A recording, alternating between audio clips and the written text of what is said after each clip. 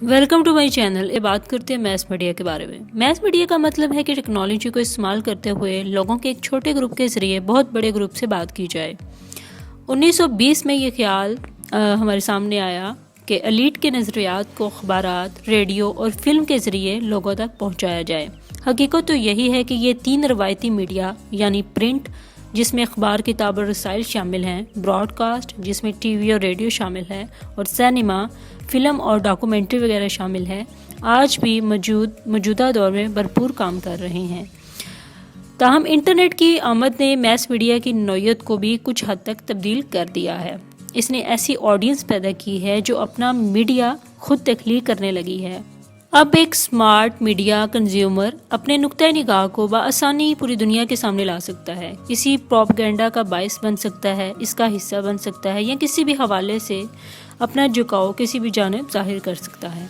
اب اگر mass communication کی بات کی جائے تو میس میڈیا اس کے لیے ٹرانسپورٹ یا میڈیم کا کردار ادا کرتا ہے، یعنی لوگوں تک تیزی سے بہت بڑے پیمانے پر اور تسلسل سے پیغام پہنچانا میس میڈیا کی ذمہ داری ہے، تاکہ کم وقت میں زیادہ سے زیادہ لوگ اس پیغام سے متاثر ہو سکیں۔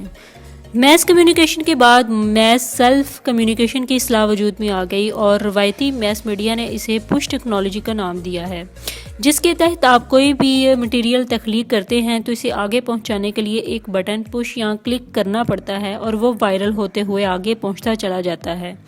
اس کے کنزیومر اور مٹیریل تخلیق کرنے والے پروڈیوسر دونوں ایک دوسرے کے لیے گمنام ہوتے ہیں، اور اس میں کیا ہوتا ہے کہ جو کنزیومر ہے اس کے پاس ایک ہی راستہ رہ جاتا ہے کہ وہ اسے استعمال کرے یا نہیں۔